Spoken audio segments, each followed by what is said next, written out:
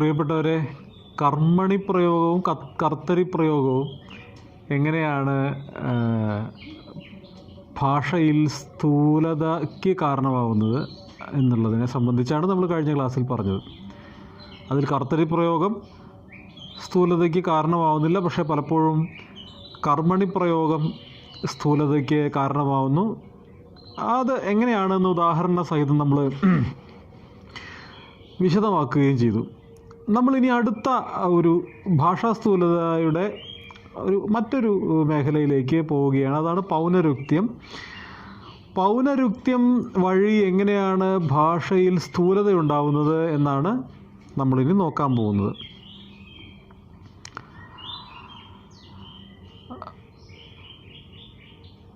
പൗനരുക്ത്യം, അർത്ഥ പൗനരുക്ത്യം, ശബ്ദ പൗനരുക്ത്യം എന്നിങ്ങനെ രണ്ട് വിധത്തിലുണ്ട്. അതിനൊരു ഉദാഹരണമായിട്ട് ആദ്യം ശബ്ദ പൗനരുക്ത്യത്തിന് ഒരു ഉദാഹരണം നമുക്ക് നോക്കാവുന്നത്, ലേഖകൻ തന്നെ ഉദാഹരണമായിട്ട് പറയുന്നത് ചകിതൻ. ചകിതൻ എന്ന വാക്കാണ്. അപ്പോൾ ചകിതൻ എന്ന വാക്കിൻ്റെ അർത്ഥം ഭയപ്പെട്ടവൻ എന്നാണ്. ഭയം കൊണ്ടാണ് നമ്മൾ ചകിതനാവുന്നത്.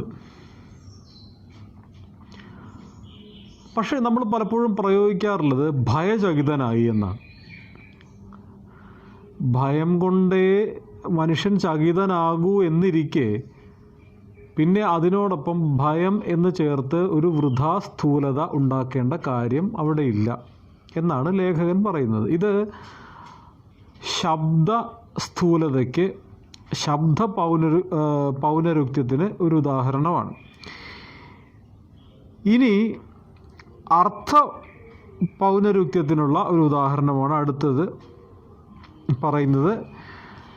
ഈ ശബ്ദ പൗനരുക്ത്യം ഇത് ചുരുക്കമായേ കാണാറുള്ളൂ, എന്നാൽ അർത്ഥ പൗനരുക്ത്യം സാധാരണമാണ്. ധനകാര്യമന്ത്രി, ആഭ്യന്തരകാര്യമന്ത്രി ഇവയിലെ കാര്യം ആവശ്യമില്ല. പകരം എന്തു മതി? ധനമന്ത്രി എന്ന് പറയേണ്ടതുള്ളൂ. ഇപ്പോൾ ചില മാധ്യമപ്രവർത്തകരൊക്കെ, ഇതിപ്പോൾ നമ്മൾ മാധ്യമങ്ങളിൽ വരുന്ന ഭാഷയുടെ വ്യക്തതയും ശുദ്ധതയുമാണല്ലോ പരിശോധിക്കുന്നത്, സ്ഥൂലതയും ഒക്കെയാണല്ലോ, അവിടെ ഉണ്ടാകുന്ന സ്ഥൂലതയാണല്ലോ പരിശോധിക്കുന്നത്. ഇപ്പോൾ നിങ്ങൾ തന്നെ നമ്മളുടെ ചുറ്റിലുമുള്ള മാധ്യമങ്ങളിലൊന്ന് നിരീക്ഷിച്ചാൽ ചില മാധ്യമങ്ങൾ ധനമന്ത്രി എന്ന് വ്യക്തമായിട്ട് പ്രയോഗിക്കാറുണ്ട്. ചിലർ ഇപ്പോഴത് തിരുത്താതെ ധനകാര്യമന്ത്രി, ഇപ്പം നമ്മുടെ ധനകാര്യമന്ത്രിയാണ്, ഇപ്പോൾ ഡോക്ടർ തോമസ് ഐസക്കാണ് ധനകാര്യമന്ത്രി, പലപ്പോഴും ധനകാര്യമന്ത്രി എന്ന് തന്നെ പറയാം. പക്ഷെ ധനകാര്യമന്ത്രി വേണ്ട, ധനകാര്യം എന്നുള്ളതിലെ കാര്യം വേണ്ട. കാര്യം അവിടെ ഒരു സ്ഥൂലതയുടെ ഉദാഹരണമാണ്, അല്ലെങ്കിൽ അതൊരു ഒരു അനാവശ്യ പ്രയോഗമാണ് അവിടെ കാര്യം എന്നുള്ളത്. ധനമന്ത്രി എന്ന് പറഞ്ഞാൽ തന്നെ അത് അണ്ടർസ്റ്റുഡാണ്, അത് മനസ്സിലാവുകയും ചെയ്യും, അത് അർത്ഥപൂർണവുമായി തീരും. അപ്പോൾ ധനമന്ത്രി ഡോക്ടർ ടി.എം. തോമസ് ഐസക് എന്ന് പറഞ്ഞാൽ അത് പൂർത്തിയായി. അപ്പോൾ അവിടെ സ്ഥൂലത ഒഴിവാക്കാവുന്നതാണ്. അപ്പോൾ അവിടെ കാര്യം ഒഴിവാക്കുക. പിന്നെ ധനകാര്യമന്ത്രിക്ക് ധനമന്ത്രി മതി, ആഭ്യന്തരകാര്യമന്ത്രി എന്ന് വേണ്ട, പകരം ആഭ്യന്തരമന്ത്രി എന്ന് മതി. കാര്യം എന്ന് കൂട്ടിച്ചേർക്കേണ്ട കാര്യം എന്ന് കൂട്ടിച്ചേർക്കേണ്ട കാര്യം അവിടെ ഇല്ല എന്ന് പ്രത്യേകം ഓർക്കുക. മന്ത്രിയുടെ ഭരണവിഷയം കാര്യമോ അകാര്യമോ എന്ന സന്ദേഹമില്ലല്ലോ. അത് നമുക്ക് നോക്കേണ്ട കാര്യമില്ല, കാര്യമാണോ അകാര്യമാണോ എന്ന് നോക്കേണ്ട കാര്യമില്ല, അതുകൊണ്ട് അങ്ങനെ മതി. വിത്തമന്ത്രി, ഗൃഹമന്ത്രി എന്ന സംസ്കൃതത്തിലെയും ഇംഗ്ലീഷിലെയും രൂപം നമുക്ക് സ്വീകാര്യമല്ലേ. ഫിനാൻസ് മിനിസ്റ്റർ, ഹോം മിനിസ്റ്റർ എന്നൊക്കെയാണല്ലോ. ഇപ്പോൾ വിത്തമന്ത്രി എന്ന് പറഞ്ഞാൽ ധനമന്ത്രിയാണ്, ഇംഗ്ലീഷിൽ ഫിനാൻസ് മിനിസ്റ്റർ. അപ്പോൾ ഫിനാൻസ് മിനിസ്റ്ററിൻ്റെ ട്രാൻസ്ലേഷനായിട്ട് നിങ്ങൾ എടുത്ത് നോക്കൂ, ധനമന്ത്രിയെ സംസ്കൃതത്തിലേക്ക് മാറ്റുമ്പോൾ വിത്തമന്ത്രി. അപ്പോൾ വിത്തമന്ത്രി, ധനമന്ത്രി, ഫിനാൻസ് മിനിസ്റ്റർ എന്നൊക്കെ മതി. അതിനിടയ്ക്ക് ഈ കാര്യം കയറി കൂടേണ്ട കാര്യമില്ല. അപ്പം നമ്മൾ ഫിനാൻസ് അഫയേഴ്സ് മിനിസ്റ്റർ എന്ന്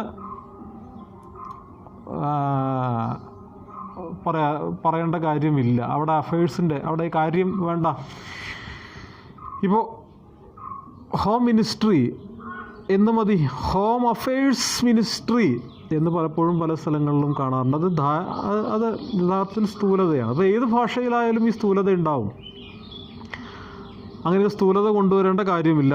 അതാണ് ഇവിടെ ഉദാഹരണമായിട്ട് പറയുന്നത്. ഫിനാൻസ് മിനിസ്റ്റർ, ഹോം മിനിസ്റ്റർ എന്നല്ലാതെ finance affairs minister, home affairs minister എന്നൊന്നും നല്ല ഇംഗ്ലീഷുകാർ എഴുതാറില്ല. The minister said in his reply എന്ന് കണ്ടാൽ മന്ത്രി തൻ്റെ മറുപടിയിൽ പറഞ്ഞു എന്ന് എഴുതുന്നത് വൃത്തികെട്ട രീതിയാണ്. ഹിസ് ഇംഗ്ലീഷിലുള്ളത് കൊണ്ട് തൻ്റെ വേണമെന്ന് ഇല്ല. അപ്പോൾ തൻ്റെ അഭിപ്രായം പറഞ്ഞു എന്ന് പ്രത്യേകം സൂചിപ്പിക്കേണ്ട കാര്യമില്ല. മന്ത്രി അഭിപ്രായം പറഞ്ഞു എന്നുള്ളതിൽ ഹിസ് ഇംഗ്ലീഷിലുള്ളത് കൊണ്ട് പിന്നെ അവിടെ തൻ്റെ ചേർക്കേണ്ട കാര്യം ഇല്ല.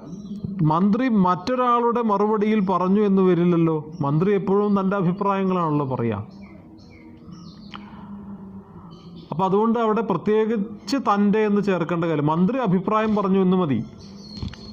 ഹിസ് റിപ്ലൈ എന്നുള്ളതിനെ നമ്മൾ ട്രാൻസ്ലേറ്റ് ചെയ്ത് അങ്ങനെ വഷളാക്കേണ്ട കാര്യമില്ല, തെറ്റിക്കേണ്ട കാര്യമില്ല എന്നാണ് പറയുന്നത്. മന്ത്രി തൻ്റെ സഹധർമ്മിണിയോടൊപ്പം സംസ്ഥാനത്തേക്ക് മടങ്ങി എന്ന വാക്യത്തിലും തൻ്റെ വേണ്ട. അതിൻ്റെ കാരണം എന്താണെന്ന് വെച്ച് കഴിഞ്ഞാൽ അതൊരു കോമൺ സെൻസിൻ്റെ വിഷയമാണ്, അത് സാമാന്യ ബോധത്തിൻ്റെ വിഷയമാണ്. മന്ത്രി തൻ്റെ സഹധർമ്മിണിയോടൊപ്പം മടങ്ങി എന്ന് പറയുന്നത് അതിൻ്റെ കോമൺ സെൻസ് എന്താണ് ഇരിക്കുന്നത് വെച്ചാൽ, മന്ത്രി തൻ്റെ ശേഷി മന്ത്രിയാണെങ്കിൽ തൻ്റെ സഹധർമ്മിണിയോടൊപ്പം അല്ലേ വരുള്ളൂ. വേറെ ആരുടെയെങ്കിലും സഹധർമ്മിണിയോടൊപ്പം മന്ത്രി വരില്ലല്ലോ. അപ്പം മന്ത്രി സഹധർമ്മിണിയോടൊപ്പം മടങ്ങി എന്ന് പറഞ്ഞാൽ തന്നെ മന്ത്രി മന്ത്രിയുടെ ഭാര്യയോടൊപ്പം പോയി എന്നർത്ഥം. പിന്നെ മന്ത്രി തൻ്റെ സഹധർമ്മിണി എന്ന് പറഞ്ഞാൽ പിന്നെ അദ്ദേഹം ചില സമയത്ത് വേറെ ആരുടെയെങ്കിലും സഹധർമ്മിണിയും കൊണ്ട് യാത്ര ചെയ്യാറുണ്ട് എന്ന രീതിയിലായി പോകും. അപ്പോൾ ആ തരത്തിലുള്ളൊരു പൊരുത്തക്കേട് അവിടെ ഉണ്ടാക്കേണ്ട കാര്യമില്ല, അതാണ് പറയുന്നത്. അപ്പോൾ അതൊരു സ്ഥൂലതയ്ക്കുള്ളൊരു ഉദാഹരണമാണ്. സാധാരണഗതിയിൽ അത് നാം പ്രതീക്ഷിക്കുന്നില്ല, വിശേഷിച്ച് മന്ത്രിമാരൊക്കെ ആകുമ്പോൾ. അപ്പോൾ അവിടെ അത് ഒട്ടും ആവശ്യമില്ല. എൻ്റെ, അവൻ്റെ, തൻ്റെ ഇതൊക്കെ ഇംഗ്ലീഷിൽ കാണുന്നിടത്തെല്ലാം മലയാളത്തിൽ വേണ്ട. അവിടെ അതുണ്ടെങ്കിലും അത് നമ്മൾ കർമ്മണി പ്രയോഗത്തെക്കുറിച്ച് പറഞ്ഞപ്പോൾ തന്നെ നമ്മൾ ആ ട്രാൻസ്ലേഷൻ്റെ വിഷയത്തിൽ നമ്മളത് സൂചിപ്പിച്ചിരുന്നു. ഡയസ്നോൺ പ്രശ്നം ഇന്നത്തെ യോഗത്തിലും ചർച്ച ചെയ്തെങ്കിലും അത് സംബന്ധിച്ച തർക്കം തുടരുകയാണ് എന്നതിൽ അത് സംബന്ധിച്ച അർത്ഥസിദ്ധമാണ്. ചർച്ച ചെയ്തെങ്കിലും തർക്കം തുടരുകയാണ് എന്നോ തീരുമാനമായില്ല എന്നോ മതി. അതായത് ഡയസ്നോൺ പ്രശ്നം ഇന്നത്തെ യോഗത്തിലും ചർച്ച ചെയ്തെങ്കിലും തർക്കം തുടരുകയാണ് എന്ന് മതി. അത് സംബന്ധിച്ച തർക്കം എന്ന് പ്രത്യേകിച്ച് എടുത്തു പറയേണ്ട കാര്യമില്ല. കാരണം ഡയസ്നോൺ സംബന്ധിച്ച മീറ്റിങ്ങിൽ ഡയസ്നോൺ സംബന്ധിച്ച തർക്കമാണ് സാധാരണഗതിയിൽ ഉണ്ടാവുക. തീരുമാനമായില്ല, തർക്കം തുടരുന്നു എന്ന് പറഞ്ഞാൽ അത് സംബന്ധിച്ചുള്ളതാണ് എന്നുള്ളത് അവിടെ മനസ്സിലാക്കാവുന്ന കാര്യമാണ്. ഇപ്പോൾ ഞങ്ങളുടെ ചുറ്റിലും നടക്കുന്നൊരു വിഷയം ഇപ്പോൾ കർഷക സമരമായിട്ട് ബന്ധപ്പെട്ട് ചർച്ച നടക്കുന്നു. അത് സംബന്ധിച്ച ചർച്ച എന്ന് പറയേണ്ടതില്ല. ചർച്ച നടന്നു, ചർച്ച പരാജയപ്പെട്ടു എന്ന് പറഞ്ഞാൽ മതി. അപ്പോൾ അവിടെ ഈ വാൽക്കഷണങ്ങൾ ഇങ്ങനെ കൂട്ടിച്ചേർത്ത് ഭാഷയെ കുറേ കൂടി സങ്കീർണമാക്കുകയും ശുദ്ധികെട്ടതാക്കുകയും ചെയ്യേണ്ട കാര്യമില്ല. അതിനെ ഒന്നുകൂടി പ്യൂരിഫൈ ചെയ്യുക എന്ന അർത്ഥത്തിലാണ് നമ്മൾ ഇത്തരം കാര്യങ്ങളെ എടുത്ത് ഒഴിവാക്കുന്നത്. അപ്പോൾ അത് സംബന്ധിച്ചത് എന്ന് പറഞ്ഞാൽ അത് അർത്ഥസിദ്ധമാണ്. ആ അർത്ഥത്തെ ഒന്നുകൂടി സൂചിപ്പിക്കലാണ്. ചർച്ച ചെയ്തെങ്കിലും തർക്കം തുടരുകയാണെന്നോ തീരുമാനമായില്ല എന്നോ മതി. ഒരുപക്ഷെ ഞാൻ പോയെന്ന് വരാം എന്ന വാക്യത്തിൽ ഒരുപക്ഷെ ആവശ്യമില്ല. വരാം എന്നതിൽ അനിശ്ചിതത്വ സൂചനയുണ്ട്. എന്താ അനിശ്ചിതത്വം എന്ന് പറഞ്ഞാൽ എന്താണ്? ഉറപ്പില്ലാത്ത ഒന്നിനെയാണ് നമ്മൾ അനിശ്ചിതത്വത്തിൽ എന്ന് പറയുക. തീർച്ചയായിട്ടും അങ്ങനെയാണല്ലോ പറയുക. അപ്പോൾ ഒരുപക്ഷെ ഞാൻ പോയെന്ന് വരാം എന്ന് പറഞ്ഞാൽ ഒന്നുകിൽ ഈ ഒരുപക്ഷെ മതി, അല്ലെങ്കിൽ ഞാൻ പോയെന്ന് വരാം. ഇതിലെ വരാം ഏതെങ്കിലും ഒന്ന് മതി. ഒന്നുകിൽ ഈ വരാമെന്ന് മതി, അല്ലെങ്കിൽ ഒരുപക്ഷെ മതി, ഏതെങ്കിലും ഒന്ന് മതി.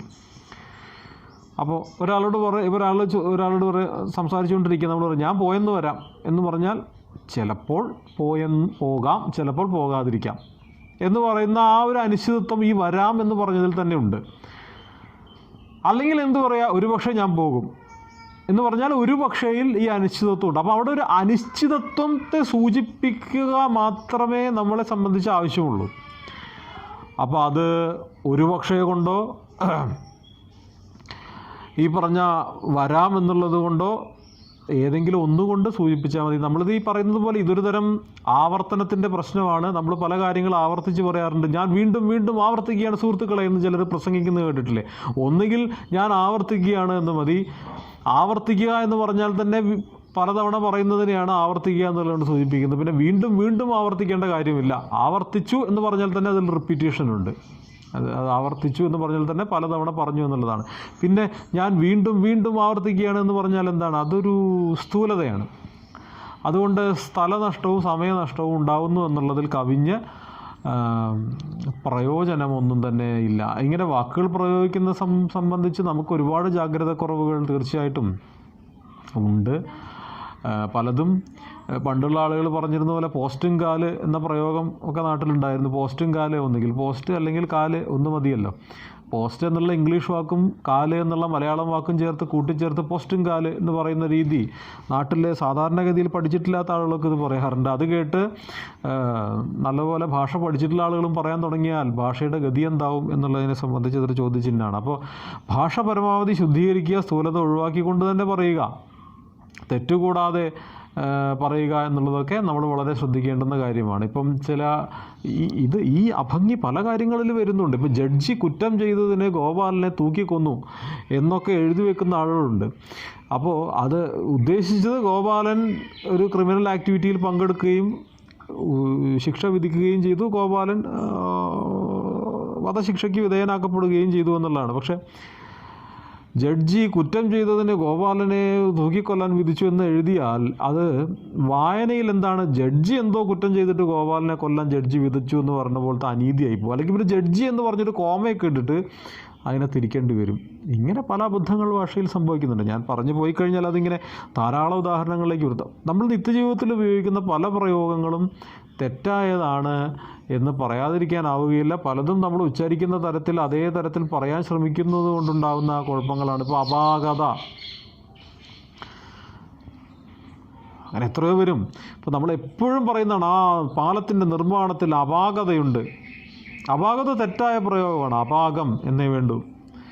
അപാകമാണ് ശരിയായ പ്രയോഗം. അപാകത എന്ന് പറഞ്ഞ് ശീലിച്ച് നമ്മൾ അപാകതയിലേക്ക് പോവുകയാണ്. അപ്പോൾ അനുബന്ധമായ ഒത്തിരി കാര്യങ്ങൾ ഒരു പക്ഷേ നമുക്ക് പറയാനുണ്ടാവും. എന്തായാലും ഇവിടെ സ്ഥൂലതയെപ്പറ്റി പറയുമ്പോൾ ഈ ഉദാഹരണങ്ങളൊക്കെ പറയുന്നു എന്ന് മാത്രം. ശരി, അപ്പോൾ അടുത്ത വേറൊരു ഉദാഹരണത്തിലേക്ക് കൂടി ലേഖകൻ പോകുന്നുണ്ട്. പ്രശസ്ത പത്രലേഖകനായ കുൽദീപ് നയ്യാർ മാതൃഭൂമിയിൽ ഒരു പംക്തി ആരംഭിക്കുന്നു.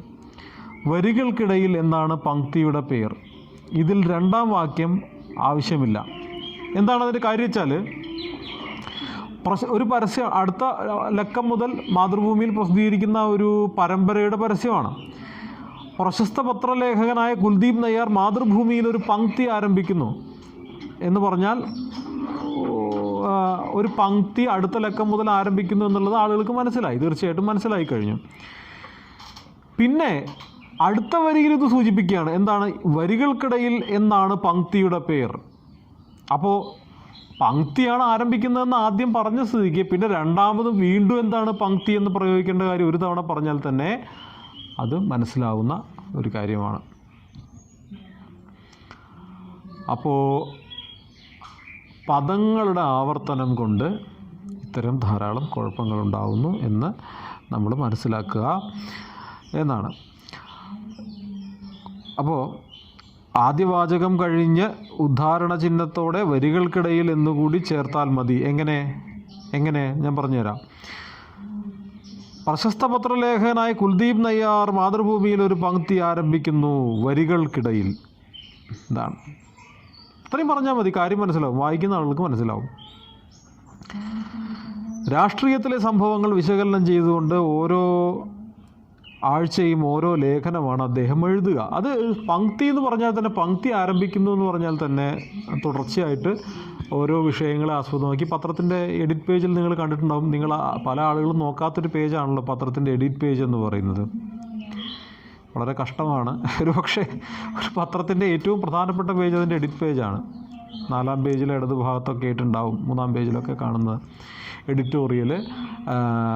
രാജ്യത്ത് നടക്കുന്ന ഏതെങ്കിലും പ്രധാനപ്പെട്ട ഇഷ്യൂവിനെ സംബന്ധിച്ചുള്ള മുഖപ്രസംഗത്തോട് ചേർന്നിട്ടുള്ള വലിയ ലേഖനങ്ങളൊക്കെ പ്രസിദ്ധീകരിക്കുന്ന ഈ പേജിലാണ്. പലപ്പോഴും പത്രം എടുക്കുന്ന ആളുകൾ നേരെ സിനിമാ പേജിലേക്ക്, ചരമ പേജിലേക്കൊക്കെ പോയി അത് മടക്കി വെച്ച് സ്പോർട്സ് പേജിലേക്ക് പോകും. ഈ പറഞ്ഞ പേജിലേക്ക് ആരും പോകാറില്ല, പലരും പോകാറില്ല എന്നുള്ളത് ഒരു സാമാന്യവൽക്കരിച്ച് പറയല്ല, ഞാൻ ജനറലൈസ് ചെയ്ത് പറയല്ല, നമ്മുടെ പൊതുവിലുള്ള ഒരു വായനാശീലത്തിൻ്റെ കുഴപ്പമാണ്. ആ പത്രത്തിൻ്റെ ഒരു പ്രധാനപ്പെട്ട നിലപാട് തന്നെ അറിയിക്കുന്ന ഒരു പേജാണ് എഡിറ്റ് പേജ് എന്ന് പറയുന്നത്. ആ പേജിലേക്ക് പലപ്പോഴും പോകാറില്ല. എന്തായാലും അവിടെയാണ് ഇത്രയും കാര്യമാത്ര പ്രസക്തമായ ലേഖനങ്ങളൊക്കെ പ്രസിദ്ധീകരിക്കുന്നത്, ഈ എഡിറ്റ് പേജിലാണ്. എന്തായാലും അതുകൊണ്ട് ഓരോ ആഴ്ചയിലും ഓരോ ലേഖനമല്ലാതെ എന്നും ഒരേ ലേഖനം തന്നെ ആരും എഴുതുകയില്ലല്ലോ. അപ്പോൾ രാഷ്ട്രീയ സംഭവങ്ങൾ വിശകലനം ചെയ്ത് ഓരോ ആഴ്ചയും അദ്ദേഹം എഴുതുന്നു എന്ന് മതി. എങ്ങനെ പറയണ്ട, രാഷ്ട്രീയത്തിലെ സംഭവങ്ങൾ വിശകലനം ചെയ്തുകൊണ്ട് ഓരോ ആഴ്ചയും ഓരോ ലേഖനമാണ് അദ്ദേഹം എഴുതുക എന്ന് വേണ്ട. ഓരോ ആഴ്ചയും ഓരോ ലേഖനം തന്നെയാണ് എഴുതുക എന്ന് എല്ലാ ആളുകൾക്കും അറിയാം. അപ്പോൾ അതുകൊണ്ട് എങ്ങനെ മതി, രാഷ്ട്രീയ സംഭവങ്ങൾ വിശകലനം ചെയ്ത് ഓരോ ആഴ്ചയും അദ്ദേഹം എഴുതുന്നു എന്ന് മതി. അതായത് ഇന്നിപ്പം അദ്ദേഹം ഒരു പൊളിറ്റിക്കൽ ഇഷ്യൂവിനെ പറ്റി എഴുതി അടുത്ത ആഴ്ച ഇത് തന്നെ എഴുതിക്കൊണ്ടുവരില്ലല്ലോ, പുതിയ വിഷയമാണ് എഴുതുക. അപ്പോൾ ഓരോ ആഴ്ച എഴുതുന്നു എന്ന് മതി. ഓരോ ആഴ്ചയും ഓരോ ഓരോ ഓരോ എന്ന് ഇടയ്ക്കിടയ്ക്ക് ലേലം വിളിക്കേണ്ട കാര്യമില്ല എന്നതാണ്. ആദ്യത്തെ ലേഖനം വ്യാഴാഴ്ചത്തെ മാതൃഭൂമിയിൽ പ്രസിദ്ധീകരിക്കുന്നതാണ്. മാതൃഭൂമിയിൽ എഴുതുന്നു എന്ന് മുകളിൽ പറഞ്ഞാൽ പിന്നെ അത് മാതൃഭൂമിയിൽ പ്രസിദ്ധീകരിക്കുന്നത് വേണോ? അപ്പം വീണ്ടും നേരത്തെ പറഞ്ഞല്ലോ മാതൃഭൂമിയിലാണ് എഴുതുന്നതെന്ന്. അപ്പം വീണ്ടും എന്തിനാണ് ആദ്യത്തെ ലേഖനം അടുത്ത ആഴ്ച മാതൃഭൂമിയിൽ പ്രസിദ്ധീകരിക്കുന്നു എന്ന് പറയേണ്ട കാര്യം എന്താണ്? മാതൃഭൂമിക്കാർ പരസ്യം ചെയ്യുന്നു, അടുത്ത ആഴ്ച മുതൽ മാതൃഭൂമിയിൽ എഴുതുന്നു, അത് ആളുകൾക്ക് മനസ്സിലായല്ലോ. പിന്നെ എന്തിനാ വീണ്ടും മാതൃഭൂമി? ഇതാണ് കുഴപ്പം. ഇങ്ങനെ എഴുതുന്നുണ്ടെങ്കിൽ അത് ഒരഭംഗിയാണ്, അത് ഏച്ചുകെട്ടലാണ്, അത് സ്ഥൂലതയാണ്. ആദ്യ ലേഖനം നാളെ എന്നേ വേണ്ടൂ. ഇങ്ങനെ ഉദാഹരണങ്ങൾ എത്ര വേണമെങ്കിലും നിരത്തി വയ്ക്കാം. എന്നാൽ വൃഥാസ്ഥൂലതയുടെ എല്ലാ ഇനങ്ങളും പേരുകൊടുത്ത് അക്കമിട്ട് ദൃഷ്ടാന്തം കാട്ടി വിവരിക്കാൻ കഴിഞ്ഞെന്നു വരില്ല. എന്നുവെച്ചാൽ ഇങ്ങനെ എത്രയോ ഉദാഹരണങ്ങൾ നമ്മുടെ കൺമുന്നിലുണ്ട്, എത്രയോ കാര്യങ്ങൾ നമുക്ക് ഇനിയും പറയാനുണ്ട്. പക്ഷെ എല്ലാം പറയുക, ഒരു ലേഖനത്തിലൂടെ പറയുക പലപ്പോഴും സാധ്യമായ ഒരു കാര്യമല്ല എന്നാണ് പറയുന്നത്. അതുകൊണ്ട് എല്ലാം ഇങ്ങനെ വ്യാകരണ സംബന്ധിയായ, നമ്മളിപ്പോൾ ഒരുപാട് വ്യാകരണ സംബന്ധിയായ കാര്യങ്ങളിലൂടെയൊക്കെ പറഞ്ഞു പോയല്ലോ. എല്ലാം ഇങ്ങനെ ഉദാഹരണങ്ങളെടുത്ത് പല വളരെ ഡീറ്റെയിൽഡായിട്ട് പല കാര്യങ്ങളിലേക്കും പോകാൻ കഴിഞ്ഞുകൊള്ളുന്നില്ല. അപ്പോൾ ലേഖകൻ പറയുന്നത് ഇനി ഞാൻ കുറേയേറെ ഉദാഹരണങ്ങൾ പറഞ്ഞുകൊണ്ട്, കുറേ കൂടി ഉദാഹരണങ്ങൾ സൂചിപ്പിച്ചുകൊണ്ട് ചില കാര്യങ്ങൾ പറയാമെന്നാണ്. ഇതിനു വേണ്ടി അതുകൊണ്ട് ഇനി ദിനപത്രങ്ങളിൽ നിന്ന് കുറേ വാക്യങ്ങൾ എടുത്തെഴുതി തിരുത്തി കാട്ടാം. ഇതിനു വേണ്ടി ഞാൻ തിരഞ്ഞെടുത്ത പത്രങ്ങൾ മലയാള മനോരമ, മാതൃഭൂമി, കേരള കൗമുദി, ദേശാഭിമാനി, എക്സ്പ്രസ് ഇവയാണ്. എല്ലാം കഴിഞ്ഞ് ഏപ്രിൽ 29-ാം തീയതിയിലെ ലക്കങ്ങൾ, വാർത്താലേഖനം, മുഖപ്രസംഗം, ഈ ഓരോ വിഭാഗവും ചർച്ചാ വിഷയമാക്കിയിട്ടുണ്ട്. തർജ്ജമയല്ലാത്ത മുഖപ്രസംഗങ്ങളിലും തർജ്ജമയുടെ വൈകല്യങ്ങൾ കാണാൻ കഴിയും എന്ന് പറയുമ്പോൾ പത്രാധിപന്മാർ പരിഭവിക്കില്ല എന്ന് കരുതുന്നു. എഡിറ്റർമാർ മുഷിയരുത്, ചില കാര്യങ്ങൾ പറയാൻ പോവുകയാണ്. തർജ്ജമയല്ലാത്ത മുഖപ്രസംഗങ്ങളിലും തർജ്ജമയുടെ വൈകല്യങ്ങൾ കാണാനുണ്ട് എന്ന് പറഞ്ഞാൽ എന്താ അറിയോ? ഈ മുഖപ്രസംഗങ്ങൾ എഴുതുന്നത് എപ്പോഴും എഡിറ്റർമാരാണെന്നാണ് പറയുക. ഞാനതിൻ്റെ ചില കാര്യങ്ങളിലേക്ക് പോകാം. കുറേ രഹസ്യാത്മകമാണ്. പലരും എഴുതി കൊടുക്കുന്നതൊക്കെ ആയിരിക്കും ചില പത്രങ്ങളിലൊക്കെ, വേറെ ഏതെങ്കിലും പ്രധാനപ്പെട്ട ലേഖകരൊക്കെ എഴുതുന്നതായിരിക്കും എഡിറ്ററുടെ പേരിൽ അച്ചടിച്ച് വരിക. അങ്ങനെയാണ് സംഭവിക്കുക പലപ്പോഴും. പക്ഷെ അല്ലാതെയുണ്ട് നന്നായിട്ട് എഴുതുന്ന എഡിറ്റർമാരും നമുക്കുണ്ടല്ലോ. പ്രശസ്തമായിട്ടുള്ള പത്രങ്ങളിലൊക്കെ നല്ലപോലെ എഴുതുന്ന എഡിറ്റർമാരുണ്ട്. എന്തായാലും ഇവിടെ പറയുന്നത് പലപ്പോഴും ഈ വ്യാകരണപരമായ പ്രശ്നങ്ങൾ, തെറ്റുകളൊക്കെ സംഭവിക്കുക തർജ്ജമ ചെയ്ത് കൊണ്ടുവരുമ്പോഴാണ്. വേറൊരു ഭാഷയിൽ നിന്ന് നമ്മുടെ ഭാഷയിലേക്ക് തർജ്ജമ ചെയ്യുമ്പോഴാണ് ശൈലീപരവും വ്യാകരണപരവുമായ തെറ്റുകളൊക്കെ സംഭവിക്കുക. പക്ഷേ അല്ലാതെ ഒരു മൂല ലേഖനമായി തന്നെ എഴുതുമ്പോൾ, നമ്മുടെ തന്നെ സംഭാവനയായി നേരിട്ട് നമ്മൾ എഴുതുമ്പോൾ പോലും ഇതിലൊക്കെ എത്രയോ തെറ്റുകൾ. ഒരു പത്രത്തിൽ എവിടെയൊക്കെ തെറ്റുപറ്റിയാലും എഡിറ്റോറിയലിൽ തെറ്റുപറ്റാറില്ല. ഇപ്പോൾ തെറ്റ് പറ്റരുത് എന്നാണ് പറയുക. കാരണം ആ എഡിറ്റോറിയൽ പത്രത്തിൻ്റെ എല്ലാ എഡിഷനുകളും, രാജ്യത്തിനകത്തും പുറത്തുമൊക്കെ എത്രയോ എഡിഷനുകളുണ്ടെങ്കിൽ ആ എഡിഷനുകളിലെല്ലാം പോകുന്നതാണ് എഡിറ്റോറിയൽ.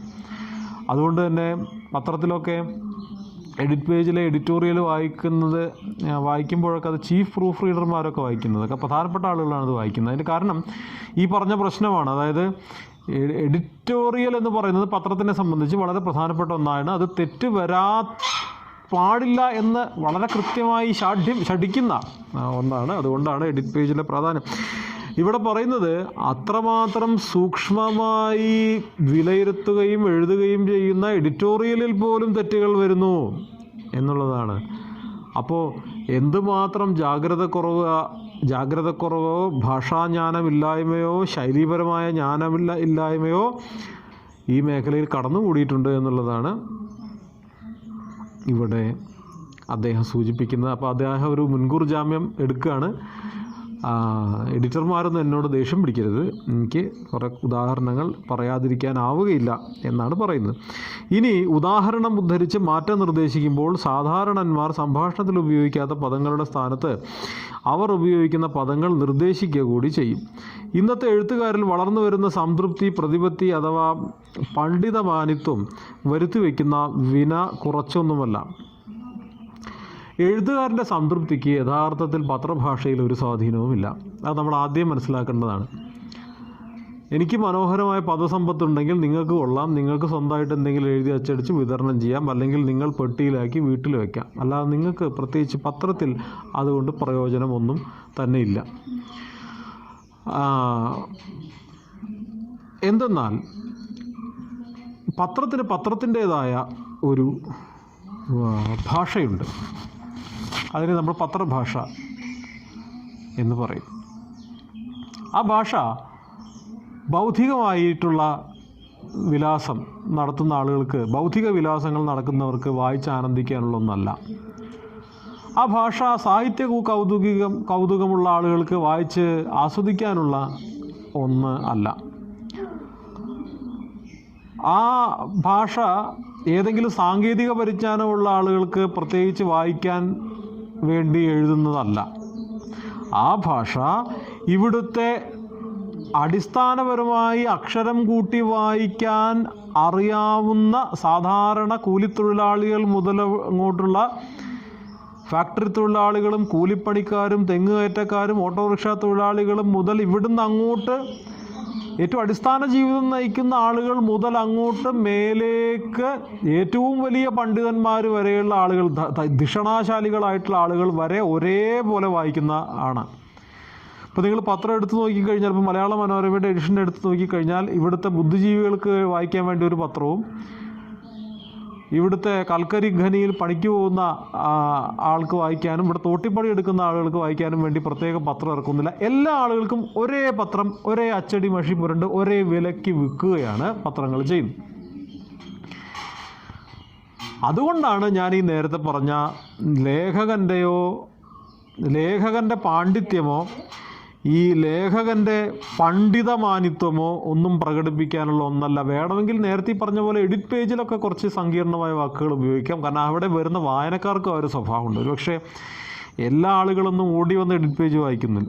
എഡിറ്റോറിയൽ ഒരു പക്ഷേ വായിച്ചേക്കാം. അതിൽ വരുന്ന ഗൗരവതരമായ രാഷ്ട്രീയ ലേഖനങ്ങളോ പ്രശ്നങ്ങളോ ആ അർത്ഥത്തിൽ സമസ്യകൾ ഒന്നും വായിച്ചു കൊള്ളണമെന്നില്ല. അപ്പം അതുകൊണ്ട് അത് വരുത്തി വയ്ക്കുന്ന വിന കുറച്ചൊന്നുമല്ല. കാരണം പലതും ആളുകൾക്ക് മനസ്സിലാവണം എന്ന് ഏറ്റവും ലളിതമായ ഭാഷയാണ്. ചുരുക്കി പറഞ്ഞാൽ പത്രഭാഷ എന്ന് പറഞ്ഞാൽ ഏറ്റവും ലളിതമായ ഭാഷയാണ് പത്രത്തിൽ ഉപയോഗിക്കേണ്ടത്. അത് ഉപയോഗിക്കുക എന്ന് പറയുന്നത് വളരെ പ്രധാനപ്പെട്ട ഒന്നാണ്.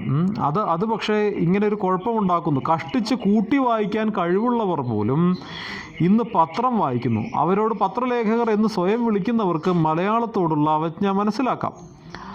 ശാസ്ത്രജ്ഞന്മാർ മാനസികമായി തനി നാട്ടിൻപുറത്തുകാരിൽ നിന്ന് മറ്റൊരു ലോകത്താണല്ലോ ജീവിക്കുന്നത്. അവർക്ക് വെള്ളവും ചൂടും നേർവരയും മറ്റ് തീണ്ടാപ്പാടകലെ നിൽക്കണം. ജലവും താപവും ഋജുരേഖയും മറ്റും പ്രയോഗിച്ചാലേ ശാസ്ത്ര ഗൗരവവും ലേഖകരുടെ അന്തസ്സും നിലനിൽക്കും. അതിൽ എനിക്ക് വിരോധമില്ല. പക്ഷേ സാധാരണന്മാരെ ഉദ്ദേശിച്ച് എഴുതുന്ന പത്രലേഖകർ അത്ര തീണ്ടാപ്പാടകലത്തിൽ നിൽക്കണോ? തീണ്ടലൊരു പഴയ സാമൂഹിക അനാചാരമാണ്. തൊട്ടുകൂടായ്മ, തീണ്ടിക്കൂടായ്മ എന്നൊക്കെ പറയുന്നത്. ശാസ്ത്രജ്ഞന്മാർ വളരെ അകലെ നിൽക്കുന്നു എന്നിവിടെ പറഞ്ഞതുകൊണ്ട് ഉദ്ദേശിക്കുന്നത് നമ്മുടെ നാട്ടിൻപുറത്തൊരു സാധാരണ വ്യവഹാരം നടത്തുന്ന ഒരാൾ, ഞാൻ നേരത്തെ പറഞ്ഞ പോലെ കൂലിപ്പണി എടുക്കുന്നൊരു സാധാരണ മനുഷ്യൻ, അദ്ദേഹത്തിൻ്റെ സാമൂഹിക അന്തസ്സിന് കുറവൊന്നുമില്ല. ഏത് തൊഴിലിനും അതിൻ്റേതായ മാന്യതയുണ്ട്, അതിൻ്റേതായ വരുമാനമുണ്ട്. അയാൾ ഇടപെടുന്ന മേഖലകളും ഒരു ശീതീകരിച്ച മുറിയിലിരുന്ന് ജോലി ചെയ്തുകൊണ്ടിരിക്കുന്ന ശാസ്ത്രജ്ഞൻ ഇടപെടുന്ന മേഖലകളും തമ്മിൽ വ്യത്യാസമുണ്ട്. അപ്പോൾ അയാളെ സംബന്ധിച്ച്, ശാസ്ത്രജ്ഞനെ സംബന്ധിച്ച് തീർച്ചയായിട്ടും കുറച്ചുകൂടി ഉയർന്ന ഭാഷാജ്ഞാനം ഉണ്ടാകണം എന്നാണ് അതിൻ്റെ ഒരു വെപ്പ്. അങ്ങനെയാണ് പൊതുവിൽ പറയുക. അപ്പോൾ അയാളുടെ ഒരു ബൗദ്ധിക നിലവാരത്തെ അയാളുടെ കയ്യിൽ പണമുള്ളത് കൊണ്ടും, ശാസ്ത്രജ്ഞൻ എന്ന് പറഞ്ഞ് ഇവിടുത്തെ സയൻറ്റിസ്റ്റുകളെ എടുത്ത് പറയാൻ വേണ്ടിയിട്ടോ സയൻറ്റിസ്റ്റുകളെ പ്രത്യേകിച്ച് വിമർശിക്കാൻ വേണ്ടിയിട്ടോ പറയുന്നതല്ല കേട്ടോ. അയാളുടെ ഒരു ബൗദ്ധിക നിലവാരത്തെ സംതൃപ്തിപ്പെടുത്തുന്നതിന് വേണ്ടി മാത്രം പത്രങ്ങളിൽ ഭാഷ ഉപയോഗിക്കാൻ തുടങ്ങിയാൽ വായിക്കാനും അവർ തന്നെ കാണും. അവരാണെങ്കിൽ ഒരു ന്യൂനപക്ഷം വരുന്ന ആളുകളാണ്. ഭൂരിപക്ഷം വരുന്ന ആളുകളും സാധാരണക്കാരാണ്. ഭൂരിപക്ഷം വരുന്ന വായനക്കാരും വളരെ സാധാരണക്കാരായ വായനക്കാരാണെന്ന് പറയാതിരിക്കാൻ വഴിയില്ല. അപ്പോൾ പലപ്പോഴും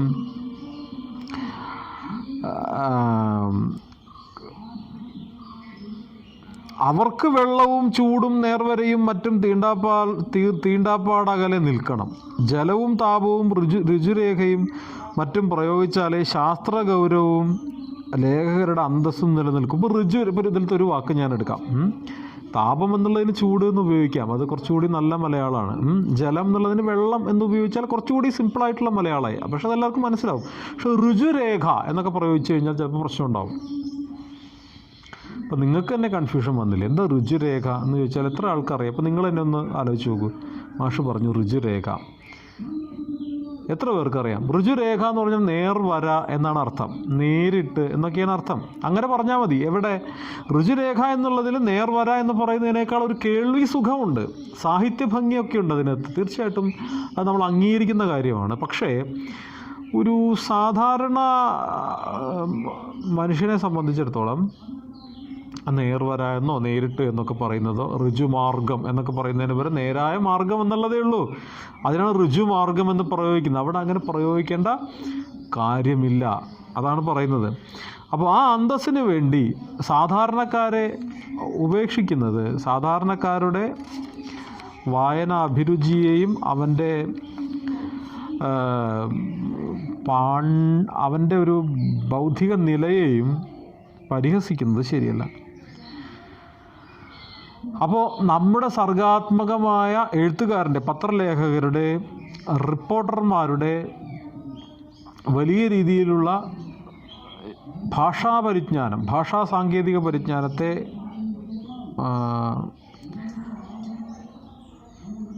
പ്രകടിപ്പിക്കാനുള്ള ഒരു വേദിയല്ല പത്രങ്ങൾ, അതിലുപയോഗിക്കുന്ന ഭാഷ എന്ന് നമ്മൾ പ്രത്യേകം ഓർക്കേണ്ടതാണ്.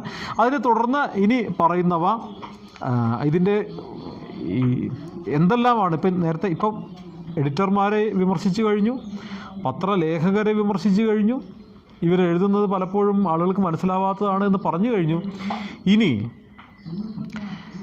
എന്തെല്ലാമാണ് ഇത് സംബന്ധിച്ച ഉദാഹരണങ്ങൾ, എങ്ങനെയെല്ലാമാണ് ഇവർ സാധാരണ ജനങ്ങൾക്ക് അപ്രാപ്യമായ രീതിയിൽ എഴുതുന്നത് എന്നുള്ളതിൻ്റെ ഉദാഹരണങ്ങൾ ആണ് ഇവിടെ കൊടുത്തിരിക്കുന്നത്. ആദ്യത്തെ പദം എന്ന് പറയുന്നത് ഇതിൻ്റെ ഉദാഹരണമാണ്. രണ്ടാമത് അതിൻ്റെ തിരുത്ത്.